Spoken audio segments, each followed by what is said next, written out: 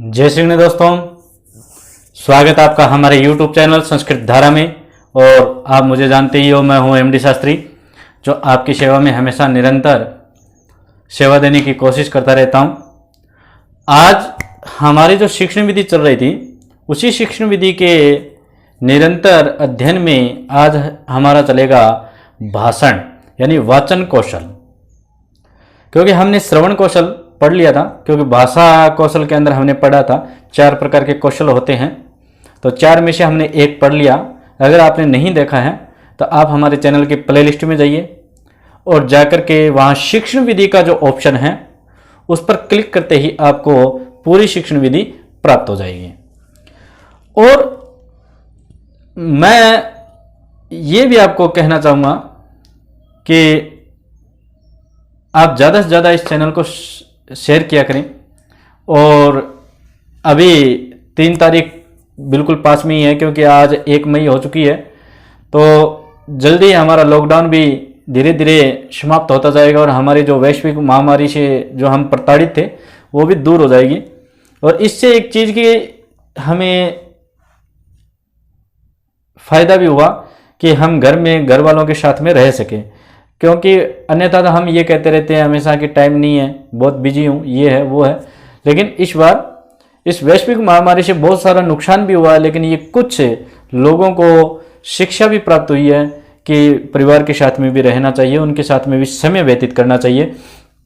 तथा चलो इस बात को छोड़ो, अपने टॉपिक पे आते हैं। आज हमें पढ़ना है भाषण या वाचन कौशल। वाचन कौशल क्या है, उसके अंदर क्या क्या चीज़ों का हमें ध्यान रखना है, उसके बारे में क्या पूछा जाता है, इन सभी बातों के बारे में आज हम जानेंगे यहाँ पर। तो वाचन कौशल किसे कहते हैं, ये जानने के लिए आपको वीडियो को शुरू से लेकर के अंत तक देखना बहुत ही आवश्यक है। ठीक है, तो वीडियो को शुरू से लेकर के अंत तक देखें। लाइक, शेयर और कॉमेंट आपको करना ही करना है। अगर आप हमारे चैनल पर नए हैं तो सबसे पहले सब्सक्राइब कर लीजिए, फिर बेल आइकन बटन को दबा दीजिए, जिससे मेरे द्वारा डाले गए नए नए जो वीडियो होंगे वो आपको तुरंत प्राप्त होते रहेंगे। चलिए फिर देख लेते हैं आज का अपना जो टॉपिक है, वो है भाषण वाचन कौशल। भाषण वाचन कौशल। अब भाषण या वाचन किसे कहते हैं उसके बारे में जान लेते हैं। कहता है वाणी रूप में भाव प्रकट करना ही भाषण कौशल कहलाता है। यानी वाणी के रूप में हम अपने जो भाव है उनको प्रकट करते हैं, उसे ही भाषण कहते हैं या वाचन कहते हैं। निरअक्षर जो लोग होते हैं वो बिना पढ़े बिना लिखे ही अपने विचारों को इस भाषण के द्वारा प्रकट कर सकते हैं। भाषण कौशल के 2 प्रमुख साधन हैं, एक अनुकरण और एक अपना है अभ्यास। उसके बाद आगे चलते हैं। आगे कहता है अपने को, भाषण कोई जन्मजात या वंशानुगत लक्षण नहीं है। यानी ये नहीं है कि भाषण हमें जन्मजात से मिल जाएगा या फिर कोई वंशानुगत ये कोई वो है गुण है, ऐसा नहीं है। जैसे वातावरण में रहोगे, जैसे आप माहौल में रहोगे, वैसा ही भाषण आपको सीखने में मिलेगा। यहाँ पर सबसे ज़्यादा आपको प्रभावित करता है संगति। ठीक है, इसीलिए कहते हैं संगति का रंग चढ़े बगैर रहता नहीं है। कहते हैं ना, अपनी जो भाषा के अंदर, राजस्थानी भाषा के अंदर जो कहावत है, कालिए के पास में दौड़िया बैठ जाता है तो रंग नहीं तो बुद्धि जरूर आ जाती है। वही बात है आज कि संगति जैसी होगी आपकी, आपका व्यवहार भी वैसा ही होगा। यानी जो भाषण होता है वो हमेशा व्यवहार से तथा संगति से और वातावरण से हमें प्राप्त होने वाली वस्तु को ही हम भाषण कहते हैं। ठीक है, यानी आपके साथ वाले, आपके परिवार वाले जैसा आपसे व्यवहार करते हैं या जिस प्रकार का वो आचरण करते हैं, वैसा ही आप भी ग्रहण करोगे। आगे चलते हैं। कहते हैं एक और मुख्य है, भाषा का मुख्य आधार उच्चारण स्पष्टता को कहते हैं भाई। ठीक है, यानी आप अगर उच्चारण स्पष्ट उच्चारणों को सुनोगे तो स्पष्ट उच्चारणों को ग्रहण करोगे। अगर आप अशुद्ध सुनोगे तो आप अशुद्ध बोलोगे। आप अगर अपशब्द सुनोगे तो आप अपशब्द को ग्रहण करोगे। यानी वही बात संगति के अनुसार आ गया। जैसे राजस्थान में एक चीज देखी गई है, राजस्थान हरियाणा में जब संस्कृत पढ़ते हैं बच्चे, तो मैंने देखा है जब मैं कॉलेज में और स्कूल में पढ़ाता था कि विसर्ग को खा जाते हैं, विसर्ग नहीं बोल पाते, हलंत वाले शब्दों को नहीं बोल पाते हैं, जो दीर्घ स्वर हैं उनको नहीं बोल पाते हैं, लघु और दीर्घ में कोई अंतर नहीं कर पाते हैं। इस प्रकार की जो अशुद्धियां हैं उनको भी सुधारना बहुत आवश्यक है। तो हमें इस बात का ध्यान रखना है कि भाषण कौशल को सीखने के लिए ये बातें ध्यान रखने योग्य हैं।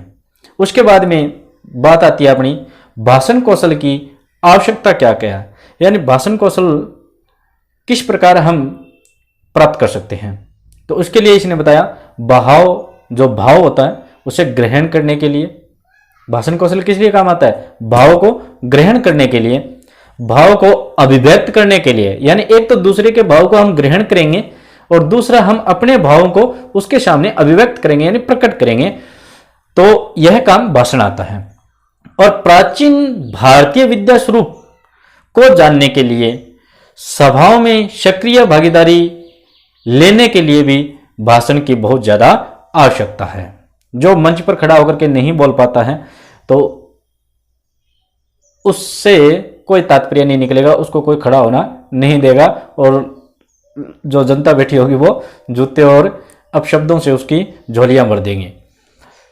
तो ये बात हो गई हमारी भाषण कौशल की आवश्यकता, यानी भाषण कौशल की आवश्यकता क्या थी कि एक तो भाव को ग्रहण करने के लिए होता है ये, और अपने भाव को प्रकट करने के लिए होता है, तथा प्राचीन भारतीय विद्या स्वरूप को जानने के लिए भी होता है, और सभाओं में सक्रियता भागीदारी लेने के लिए भी भाषण की आवश्यकता होती है। उसके बाद हम चलते हैं आगे जो है हमारा वो है भाषण कौशल विकास के लिए जो अध्यापक होता है उसका क्या कर्तव्य है। ठीक है, यानी विकास के लिए अध्यापक कर्तव्य, उसके बारे में जान लेते हैं कि भाषण कौशल के अंदर बच्चों को सिखाते समय अध्यापक का क्या कर्तव्य होना चाहिए, क्योंकि आप सब अध्यापक के ही तैयारी कर रहे हो तो आपको पता भी होना चाहिए। ठीक है, तो कहता प्राथमिक स्तर के लिए, देखो वैसे तो तीनों स्तर अलग अलग होता है, प्राथमिक स्तर, माध्यमिक स्तर और उच्च स्तर। हमने बार बार शिक्षण विधि के अंदर कौशलों के अंदर ये पढ़ा है कि हमेशा तीन भागों में बांटा जाता है, एक तो प्राथमिक स्तर होता है, एक माध्यमिक स्तर और एक उच्च स्तर होता है। तो यहाँ पर बताया प्राथमिक स्तर के लिए अधिक परिश्रम करना पड़ता है, क्योंकि जो बिल्कुल छोटे बच्चे होते हैं उनको सिखाना, मतलब उनको सिखाने के लिए हमें गीत स्वरूप में, शिशु गीत में, अभिनय गीत में भी करना पड़ जाता है कई बार। इस प्रकार उनको भाषा क्रीड़ा के अनुसार भी उन्हें या माध्यम से हम सिखा सकते हैं। ठीक है, तो क्या क्या, जैसे शिशु गीत से, अभिनय गीत से, तथा भाषा क्रीड़ा के अनुसार भी हम बच्चों को सिखा सकते हैं और इसमें थोड़ा सा ज़्यादा परिश्रम हमें करना पड़ता है। ठीक है, जैसे उदाहरण दे देता हूँ अपने को, जैसे छठी क्लास के जो बच्चे होते हैं राजस्थान के अंदर, जो 6 क्लास के बच्चे होते हैं, उनको पहली बार ये संस्कृत पढ़ने का मौका मिलता है। तो उनको अगर हम पढ़ाएंगे तो हमें जैसे सबसे पहले उनके पाठ में आता है शायद त्वमेव माता च पिता त्वमेव, ये आता है। तो इसको जब हम पढ़ाएंगे तो उनको अगर हम शुरू से ही स्पष्ट और शुद्ध पढ़ाएंगे, शुद्ध उच्चारण करना सिखा देंगे, तो वो शुरू से लेकर के अंत तक शुद्ध पढ़ेंगे। अगर उसी में हम अगर अशुद्ध सिखा देंगे तो वो अशुद्ध ही पढ़ेंगे। जो हमें सिखाना चाहिए उस समय हमें से याद रखना चाहिए कि त्वमेव माता च पिता त्वमेव, इस प्रकार शुद्धता का उच्चारण होना चाहिए। फिर जैसे कुछ उन श्लोकों से जुड़े हुए ऐसे भी ज्ञान देने चाहिए जिससे बच्चों की रुचि उसमें बढ़े। ठीक है, रुचि बढ़ाने के लिए भी हमें बहुत सारी चीजें देखनी होती है। जैसे उसी के अंदर एक योग्यता विस्तार दिया हुआ है पहले पाठ के बाद में, तो उसके अंदर दे रखा है करागरे वसते लक्ष्मी, कर मध्य तु सरस्वती, कर मूले स्थितो ब्रह्मा, प्रभाते कर दर्शनम। ये एक श्लोक है और इस श्लोक की महत्ता भी अच्छी है। कराग्रे वसते लक्ष्मी, कर के अग्रभाग में लक्ष्मी का वास होता है। कर मध्य तो सरस्वती, कर की जो ये हमारी बीच का हिस्सा है, हथेली जिसे कहते हैं, इसके अंदर सरस्वती का वास होता है। कर मूले स्थितो ब्रह्मा, तो कर का जो मूल भाग है इसमें ब्रह्मा और विष्णु का वास होता है।